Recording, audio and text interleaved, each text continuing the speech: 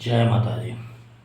मित्रों, आज हम बात करेंगे सत्यम शिवम सुंदरम के बारे में।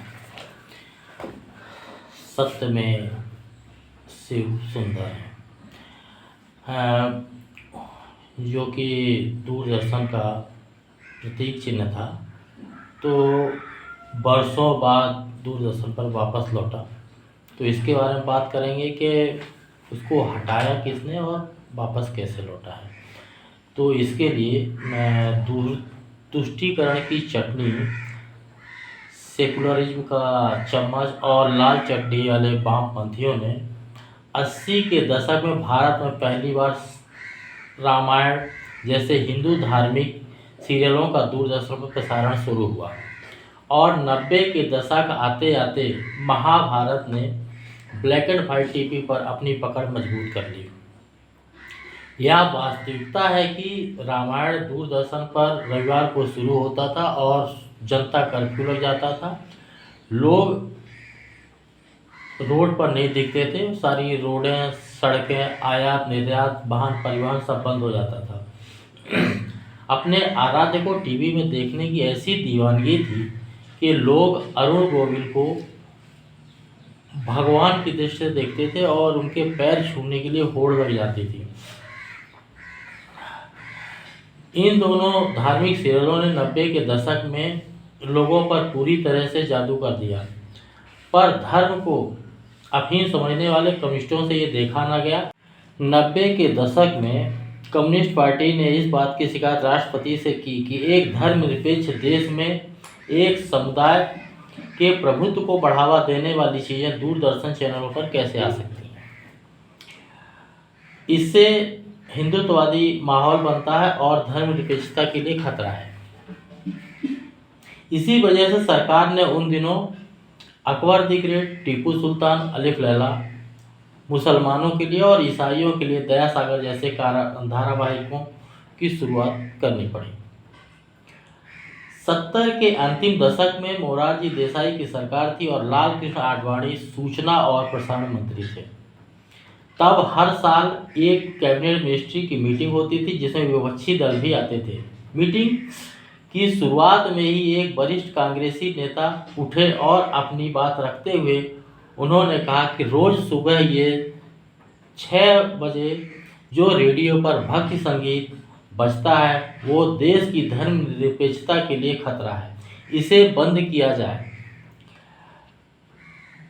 प्रश्न बड़ा जटिल था।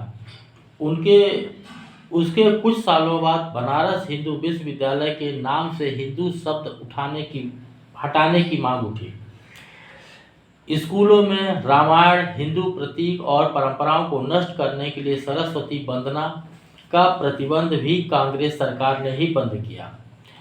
महाराणा प्रताप की जगह अकबर का इतिहास पढ़ाना ये भी कांग्रेस शासन की ही देन थी। केंद्रीय विद्यालय का लोगो दीपक था और दीपक की जगह पे चांद सितारा रखने का सुझाव भी कांग्रेस का ही था और कांग्रेस ने उसे करवाया। भारतीय लोकतंत्र में वो परंपरा या प्रतीक जो हिंदुओं को और हिंदुओं के प्रभुत्व को बढ़ावा देता है को सेकुलरवादियों ने धर्मनिरपेक्षता के लिए खतरा बताते हुए किसी सरकारी समारोह में दीप प्रज्वलन करने का भी विरोध किया। इनके अनुसार दीप प्रज्वलन किसी भी कार्य का उद्घाटन धर्मनिरपेक्षता के खिलाफ है, जबकि रिबन काट कर उद्घाटन करने से देश में एकता आती है। कांग्रेस यूपीए सरकार के समय हमारे राष्ट्रीय न्यूज चैनल से सत्यम शिवम सुंदरम को हटा दिया गया।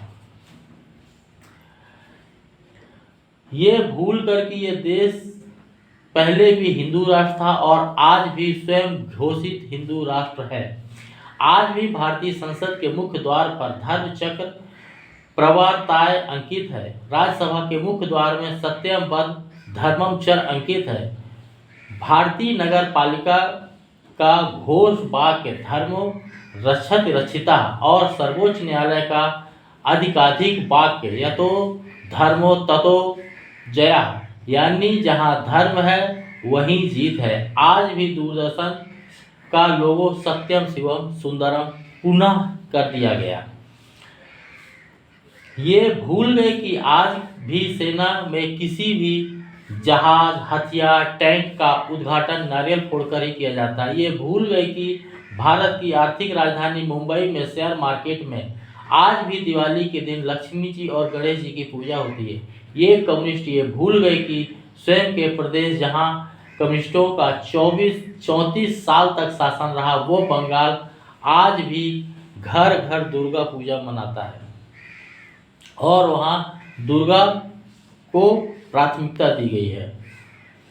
वो लोग कम्युनिस्ट ये भूल गए कि इस धर्मनिरपेक्ष देश में दिल्ली के रामलीला मैदान में स्वयं प्रधानमंत्री और भारत के स्वयं राष्ट्रपति राम और लक्ष्मण की आरती उतारते हैं और ये सारे हिंदुत्ववादी परंपराएं इस धर्मनिरपेक्ष मुल्क में हो रही हैं।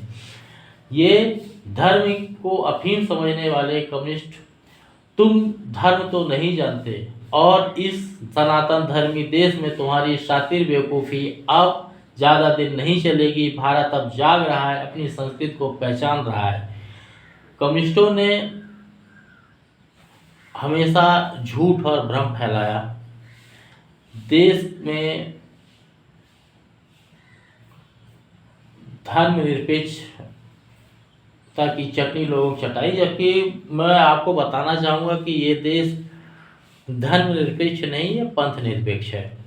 धर्मनिरपेक्ष इसलिए नहीं क्योंकि धर्म एक ही है और वो सनातन है, बाकी सब पंथ है। और भारत देश में पंथ दो तरह के हैं, एक विदेशी पंथ है जैसे कि इस्लाम और ईसाइयत, और स्वदेशी पंथ है जैसे बौद्ध, जैन,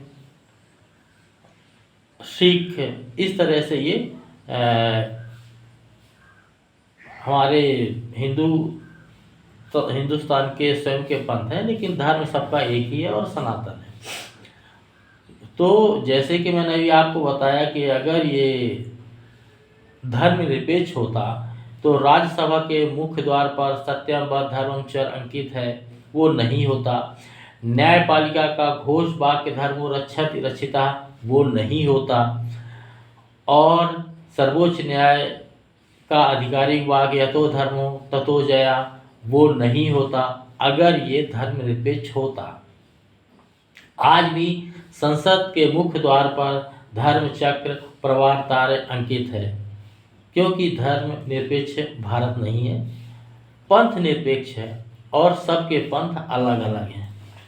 तो भारत को धर्मनिरपेक्ष कहना गलत है और धर्म